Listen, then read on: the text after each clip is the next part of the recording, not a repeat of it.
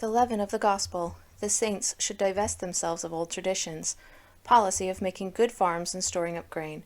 A discourse by Elder George A. Smith, delivered in the Bowery, Great Salt Lake City, April 6, 1856. Reported by G.D. Watt. It certainly is enough to try the nerves of the strongest man and the lungs of a giant, to rise and address such an immense assemblage as is here this morning, especially with the reflection that they are expecting to listen to and be edified with what I may be able to say. When I reflect that yesterday I saw the saints coming in from the south, and some of them on foot, both men and women, bringing their children some 50 miles in their arms, as many did, to get here and attend this conference, and consider that such labor is to be required by the instruction and intelligence which they receive, and then undertake to address an assembly under these circumstances, I feel the necessity for the faith of the saints to be exercised in my behalf, to enable me to speak for the instruction and edification of so vast an assemblage. When I was about 21 years old, I went on a mission, in company with Elder Don C. Smith, the youngest brother of the prophet Joseph, through the states of Kentucky and Tennessee. When he rose to preach, he wished to see a pretty good-sized assembly, and to talk at least a couple of hours. When it was my turn to speak, some 30 minutes perhaps was as much as I would wish to occupy. We occasionally had a small assembly. Then Don would say, "Come, George A., you are good at preaching a picayune sermon. Suppose you try this time."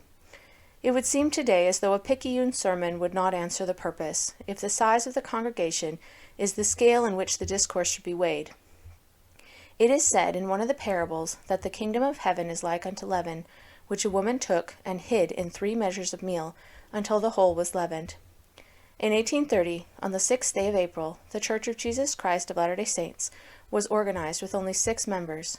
Joseph, in one of his letters in relation to Alexander Campbell, in December 1835, said that the 3 measures of meal might be compared to the 3 witnesses who were called upon to testify of the Book of Mormon, and who selected and ordained 12 apostles to go forth and be special witnesses to all the world. Whether the application was really intended to be laid down as a rule, I will not say, but it is very evident that when Joseph laid down the foundation of this kingdom, he commenced depositing the leaven of truth, and that the leaven has continued to increase up to 1856, when an assemblage of the saints, who are here as representatives of this people, is crowded out of such a spacious building as the tabernacle, and obliged to assemble in this large bowery, also densely filled. It shows that the leaven is operating, and I may say gives fair and conclusive ground upon which to expect that the whole lump will eventually be leavened. The condition of our territory, the nature of our soil, the peculiarities of our climate, appear as if designed expressly by the Almighty for the fulfillment of this prophecy, and the upbuilding of the kingdom of heaven in the last days. It matters not what corner of the earth men come from, unless they possess the spirit of the leaven of truth, they will remain but a short time in these mountains, before they begin to consider it the wrong place, for the leaven is working. They cannot quite endure the climate and the peculiarities of the country, or something of the kind, and off they go. On account of our altitude, we are most advantageously situated for the drainage of the filth, scum, and corruption, when it accumulates to a certain extent, for it flows off in different directions, thus leaving the people of the kingdom remaining, as it were, alone. Could anyone have supposed that, when the proclamation of the gospel was commenced 26 years ago, the people would receive that testimony, would be knocking for admittance into the National Confederacy as an independent state? Had it then been predicted, prophesied, or proclaimed to the world that such would be the case, the strangeness of the matter, the difficulty of the task, the unheard-of idea, would have been so great an apparent absurdity that men who would have believed it would have been considered greater fools than those were deemed who received the testimony of the prophet concerning the ministry of angels. We stand here today a great and mighty people, the servants of the Most High God, and almost every single circumstance which has occurred from that time to this has had a tendency to condense us together, to unite us more and more, and to place us in circumstances and situations, to spread forth the curtains of Zion, to enlarge her habitations, to lengthen her cords, and strengthen her stakes, and to make the place at the feet of the saints glorious. Such, then, is the present aspect of affairs. Much has been done, and much now remains for us to do. The great work has only just commenced. When we entered into this church, we began our education, and it frequently happens that 2 or 3 years, and perhaps more, have to be spent in unlearning what we had learned amiss. The human mind is wonderfully susceptible and tenacious of traditions, and whatever may have been our traditions, it is an extremely difficult task for us, as human beings, to dispense with our traditions at once. They will hang about us, we will retain them more or less. Hence it often happens that, when you baptize a sectarian preacher into this church, and a great many of them have been so baptized, in a little time his foolish traditions will become so apparent as to make him despise himself. For this cause scores of them have turned away and joined the mob to destroy the saints, rather than be stripped of their traditions, which they had so long hugged to their bosoms, and considered of so much value. A portion of the persecutions which followed this people in their early history have been influenced to a considerable extent by the corruptions of those who professed to be in the midst of the saints, who have been baptized and lived with the saints, but finally, when their corrupt practices and traditions were about to be exposed, would turn away and join the enemies of this people, and seek their destruction with greater malice, seemingly, than those who had never joined us. We ought to make profitable lessons for ourselves, from observations of the past. I know, brethren, that we have our traditions on a great many subjects. Take a man, for instance, who has been a lawyer, or a magistrate in the States or in England, one who has read Blackstone, Kent, and a few other law books, and undertake to explain to him a simple mode of administering justice, one that can be plainly understood by all the people, and I do not care how much education or Mormonism he has. The very moment the simplicity of administering justice is laid before him, it comes in contact with his traditions, and he will quibble about the meaning and placing of words, the mode of spelling, or the tail of a comma, and continue so to do, perhaps during his whole life, without ever learning that matters brought before us ought to be dealt with according to the nature of the case and the circumstances, without going back 1,000 years for precedents to govern us. Take a man who has been educated a sectarian minister. He has certain grave ideas imprinted on his mind. He must pray in a certain form, and perhaps use a certain tone of voice when he offers up his prayer, and however much he may believe the gospel of the last days, he will constantly be at a loss to know whether he is governed in some things by the principles of truth, or whether in reality he is not following some of the whims or traditions of his early education. You may apply the same rule in farming. Take a man from the western states, place him on some of our farming lands, and tell him, here are 20 acres of land, and it is all you can properly farm, unless you have more help than yourself. Now fence and cultivate it, and you can make an abundant living. He would be apt to say, you must be mad, bless you, I need 160 acres. I can cultivate that much at least. I have always done so, and it will not have anything to do with such a little patch. I have seen many engage in farming here, and have known them to work 4 or 5 years without having the first acre secured by a good fence, and without cultivating the ground in a manner suited to the soil and climate. Why? Traditions interfere. They have incorrect traditions, though long followed, have to be surrendered, and we have to build up Zion. The plan of Zion contemplates that the earth, the gardens, and fields of Zion be beautiful and cultivated in the best possible manner. Our traditions have got to yield to that plan. Circumstance will bring us to that point, and eventually we shall be under the necessity of learning and adopting the plan of beautifying and cultivating every foot of the soil of Zion in the best possible manner.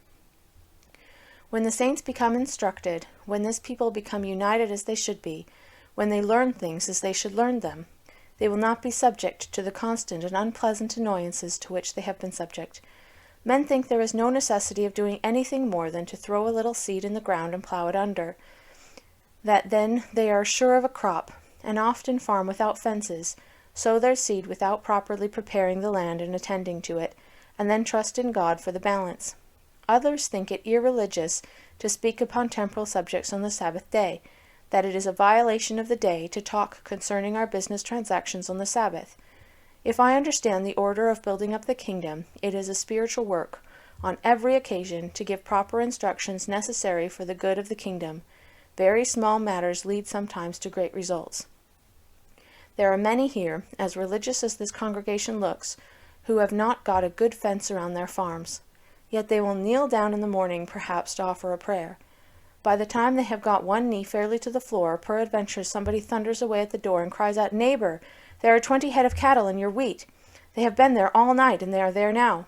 The man of no fence is roused up, and instead of praying, he is apt to think, "Damn it, and to start off to get the cattle and put them into the stray pen. Perhaps another neighbor has not been quite as wide awake in the morning and has prepared no place in which to secure his cattle. He is about ready to say his prayers when his ears are saluted with, "Neighbor, all your cattle are in the stray pen, and $100 damages to pay." Thus you must see that some temporal arrangements are necessary to enable men to enjoy that quiet which would be desirable in attempting to worship our Heavenly Father.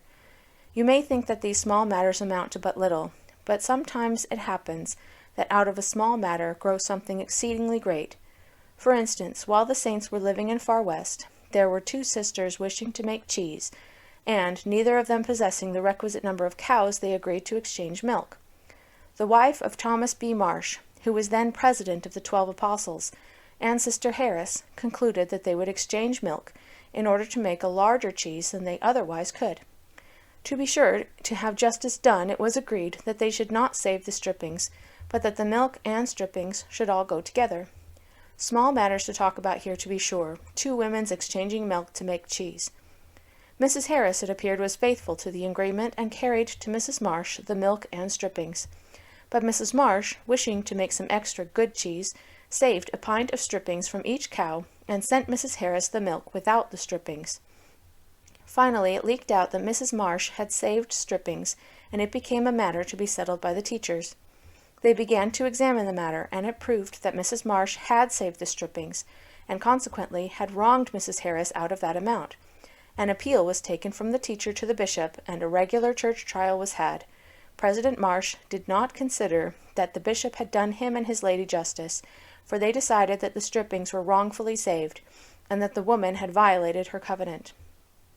Marsh immediately took an appeal to the High Council, who investigated the question with much patience, and I assure you they were a grave body. Marsh, being extremely anxious to maintain the character of his wife, as he has the president of the 12 Apostles, and a great man in Israel, made a desperate defense, but the High Council finally confirmed the bishop's decision.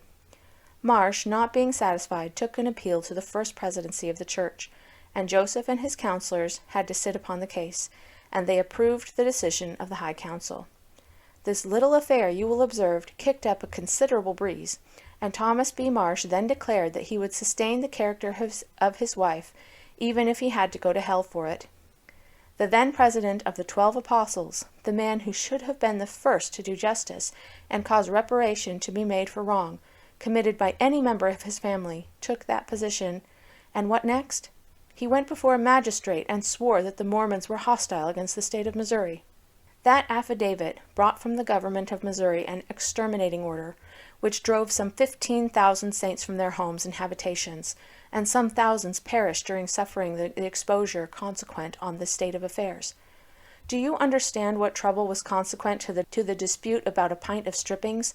Do you understand that the want of fences around gardens, fields, and yards, in town and country, allowing cattle to get into mischief and into the stray pen, may end in some serious result? That the corroding influence of such circumstances may be brought to bear upon us, in such a way that we may lose the Spirit of the Almighty and become hostile to the people? And if we should not bring about as mighty results as the pint of strippings, yet we might bring entire destruction to ourselves. If you wish to enjoy your religion and the Spirit of the Almighty, you must make your calculations and avoid annoyances as much as possible. When Brother Brigham was anxious to have men make 10 acres of land each and fence it, many thought that he was behind the times. The result is, from the time I came into the valleys in 1849 to the present, I never have been to the big fields south of the city, or around or through it when it was fenced. And if any other man has ever seen it fenced, he has seen it at some time when I did not. The reason of this is, and has been, either we undertake to accomplish more than we can do, or neglect to do our duty in many respects.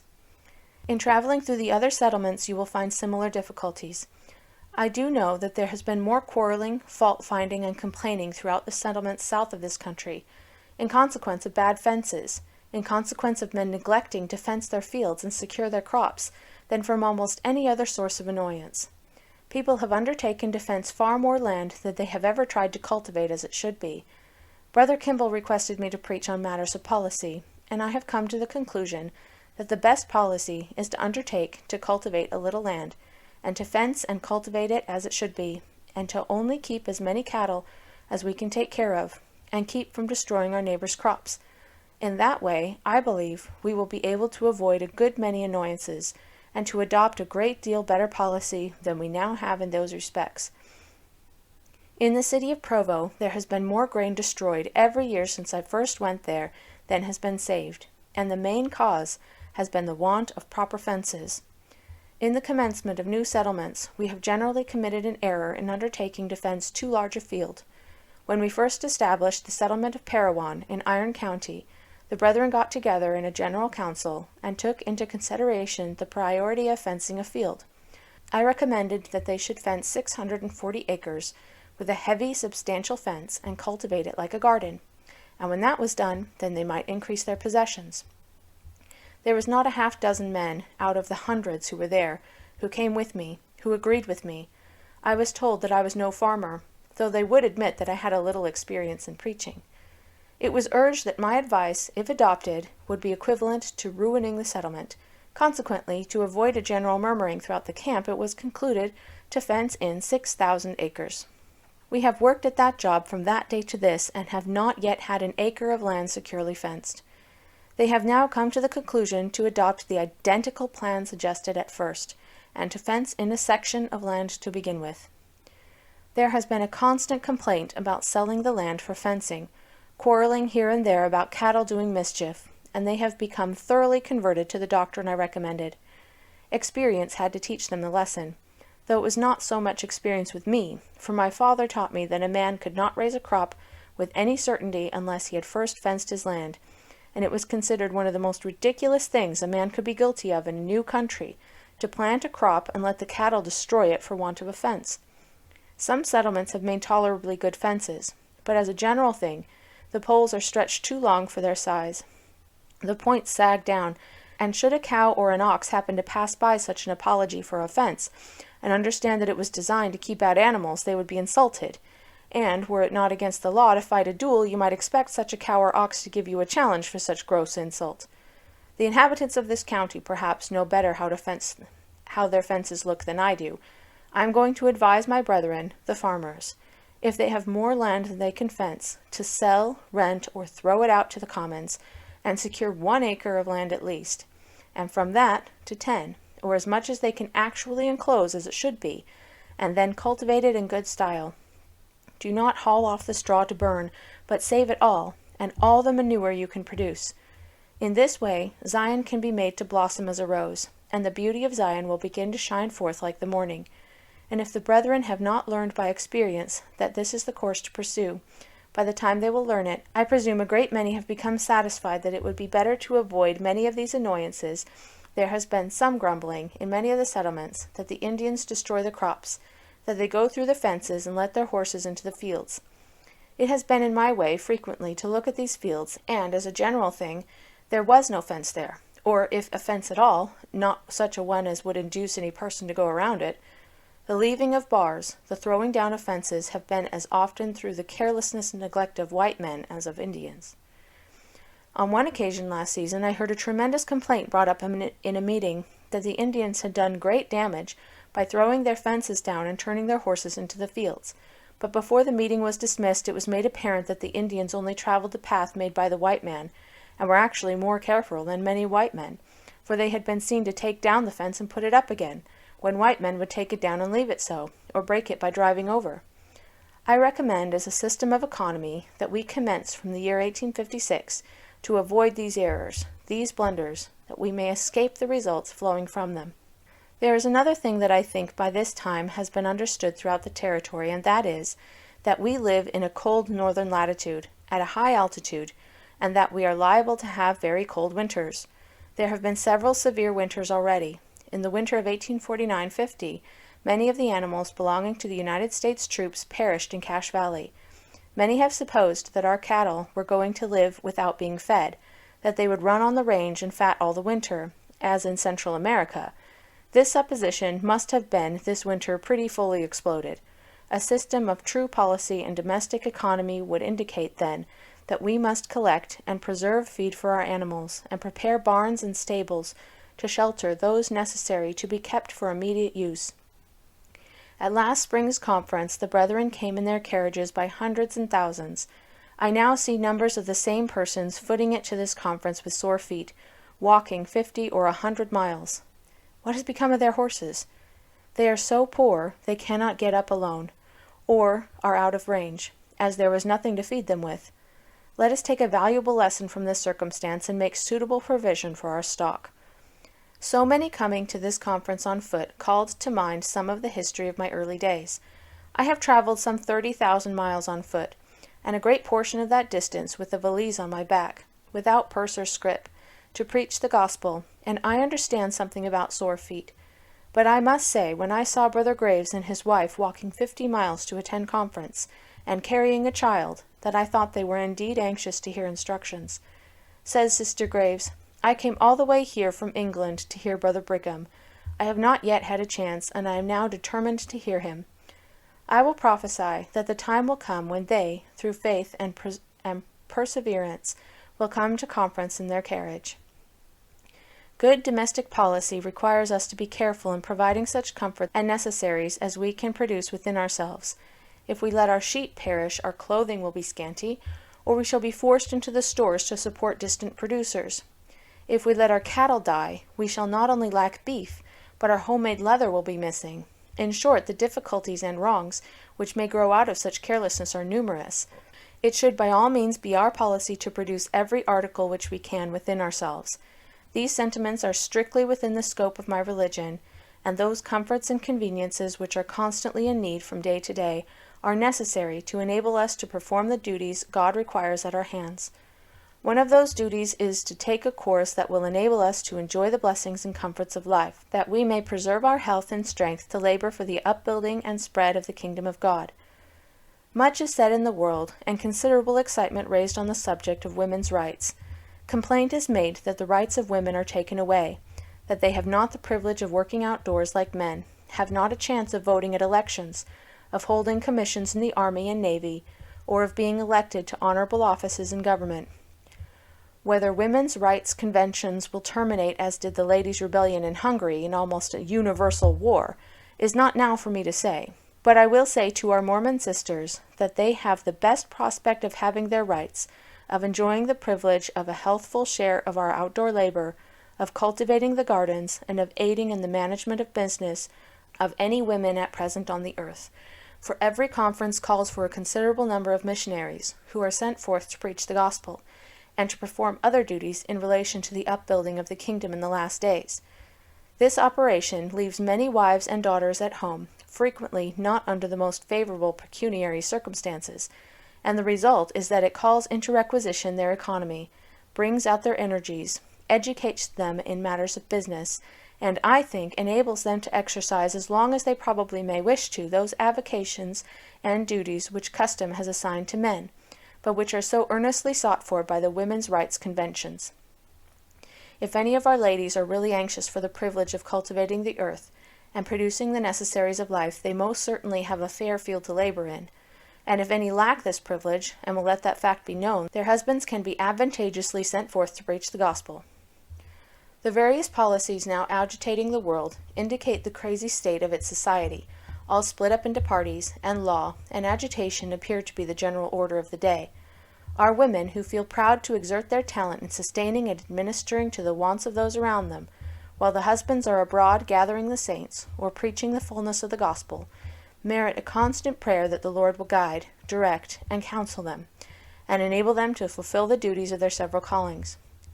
To the end that their husbands may feel at ease while abroad fulfilling their duties, that the anxiety which would naturally rest upon their minds in relation to the affairs at home may be entirely removed, that they may devote their whole faith and energy in the spread of the gospel among the different nations whither they may be called to travel.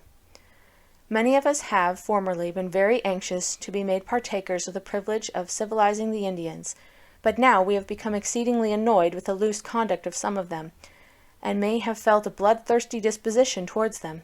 The Lord has placed us in a position, though, which we are brought in contact with them, and it requires us to use all reasonable exertion to reclaim the fallen remnants of Israel. We are not to be discouraged if we have to labor much to reclaim them.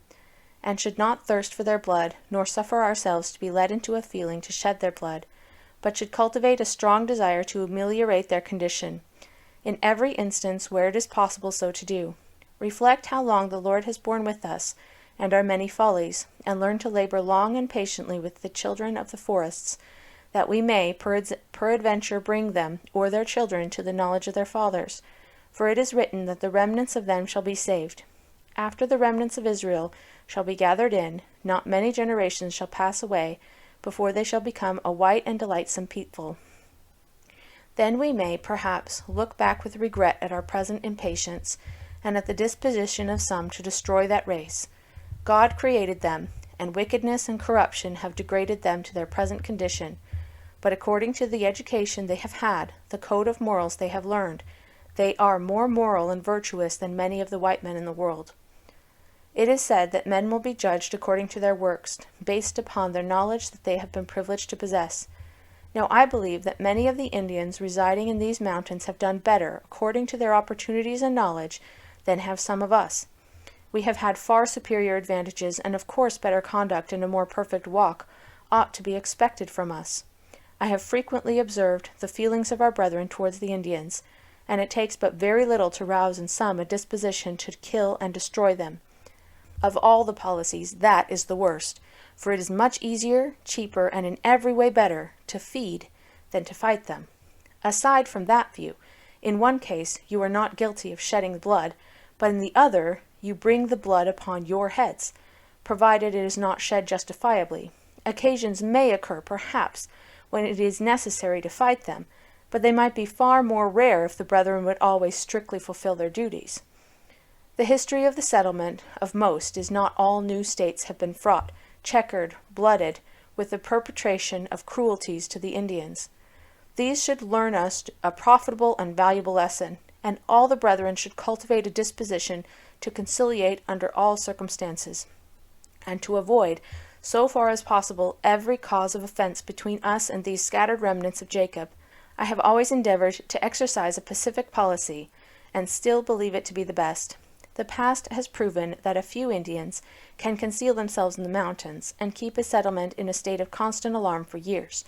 And how has it been even in a level country?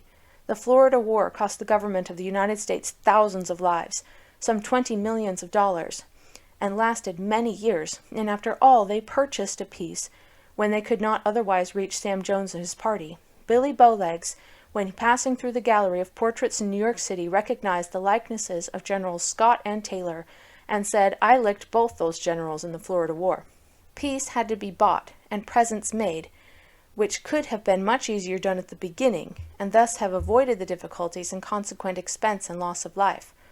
I hope our brethren will always be courteous and take a course to avoid the occurrence of any difficulty in this territory.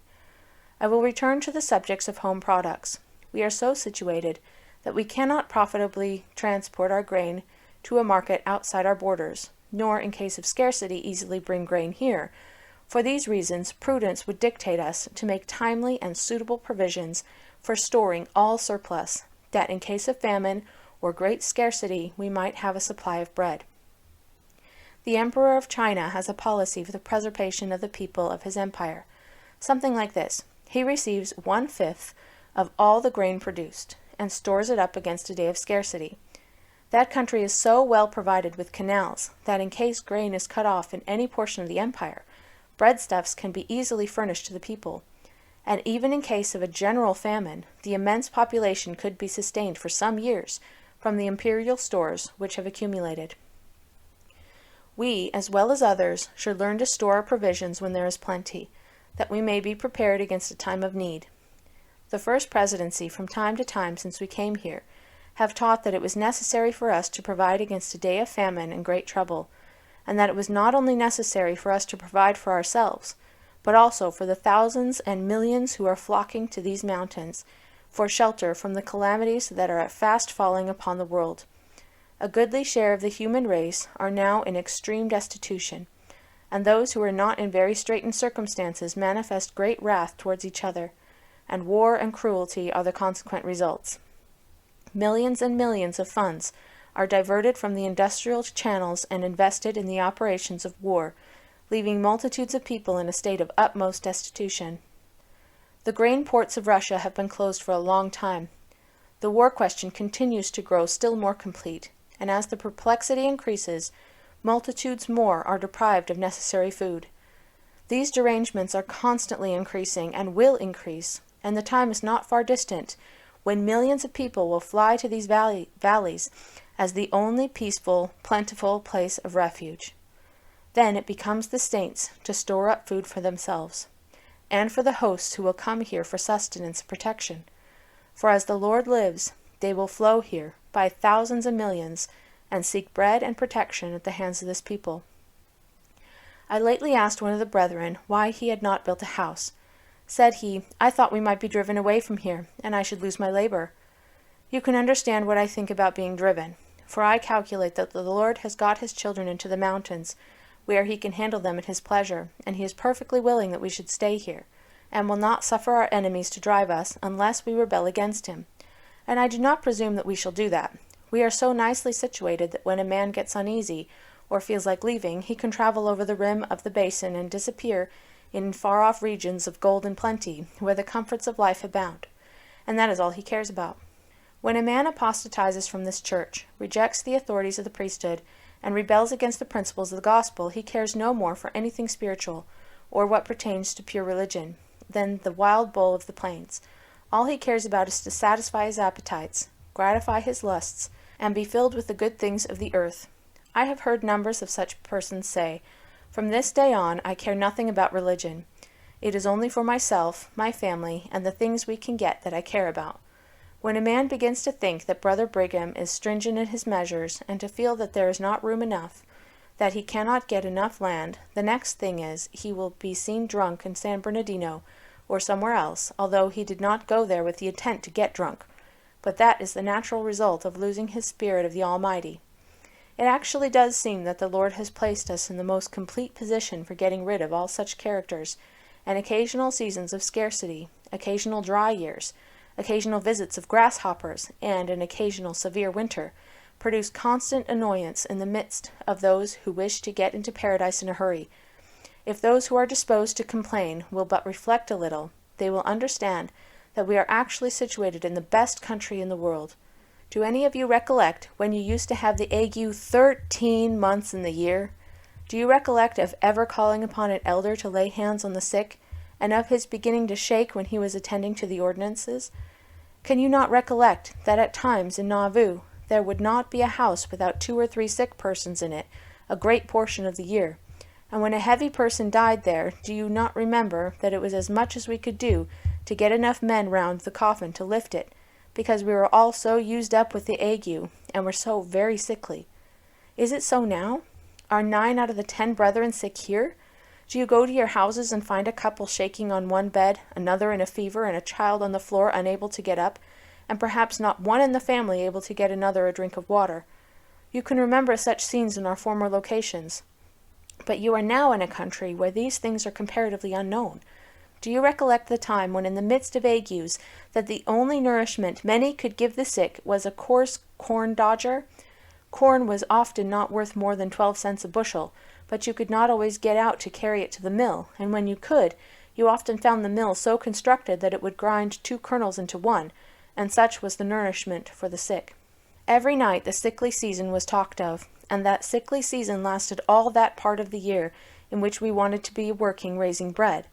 And when you went to meeting and looked round upon the congregation, you saw an assemblage of pale countenances, and often saw numbers of them starting off before the close of the meeting, because they were unable to stay any longer, and looking as though they would fall down and never be able to rise again.